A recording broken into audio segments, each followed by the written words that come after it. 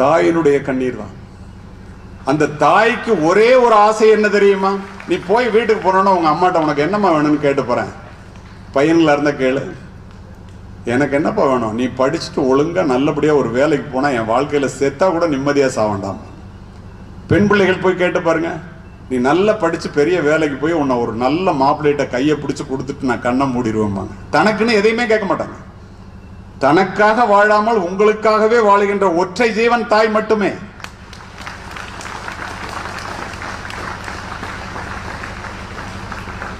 அப்போ இந்த மாதிரி அவங்களுடைய ஆசையை நிறைவேற்றுறதுக்காகவாவது நீ படிக்கணுமா இல்லை?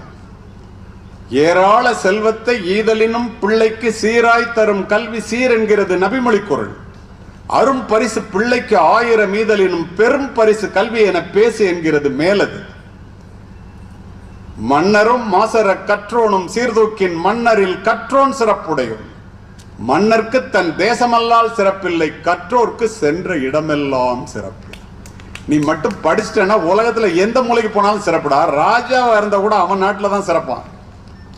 நீ படிச்ச அறிவாளி ஆயிட்டா உலகத்துல எந்த மூலைக்கு போனாலும் உன்ன வாங்க சார் கூப்பிடணும், மரியாதையோடு அழைக்கணும்,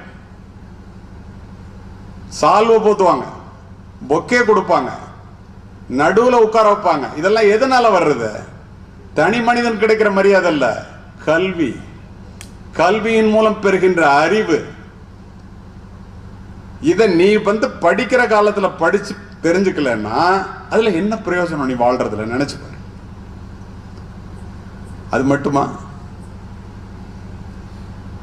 அருமை மாணவர்களே, எப்பிறப்பாயினும் ஏமாப்பு ஒருவர்க்கு மக்கட்பிறப்பில் பெரிதல்ல, அப்பிறப்பில் கற்றலும் கற்றவை கேட்டலும் கேட்டதன்கண் நிற்றலும் கூட பெரியனா. என்ன அர்த்தம்? எல்லா பிறவில மனிதனை பிறக்கிறதாண்டா பெரிய பிறவி. மனிதனை பிறந்த பத்தது படிக்கணும், படிச்ச பத்தது படிச்சபடி நடக்கணும். அப்படி நீ நடந்தனா உன்னை ஜெயிக்க யாருமே இல்லை. நீ ஊர்ல பாரு, பெரிய பணக்காரனா இருப்பான், பணம் இருக்குங்கிறதுனால புள்ள படிக்க மாட்டான். அடுத்த தலைமுறையில இருக்கிற இடம் தெரியாம அப்படியே விழுந்துரும் அந்த குடும்பம். ஏழை பிள்ளையா இருக்கும், படிச்சிருப்பான், ஆலமரத்தை போல விழுது விட்டு வளரும். அதை எப்படி சொல்லியிருக்காரு தெரியுமா பாரதிதாசன்? எல்லா நலமும் ஈந்திடும் கல்வி இல்லா வீடு இருண்ட வீடுங்க. படிப்பிலார் நிறைந்த குடித்தனம் நரம்பில் துடிப்பிலார் நிறைந்த சுடுகாடுங்க. அறிவே கல்வியாம் அறிவிலா குடும்பம் நெறி காணாமல் நின்றபடி விழும்.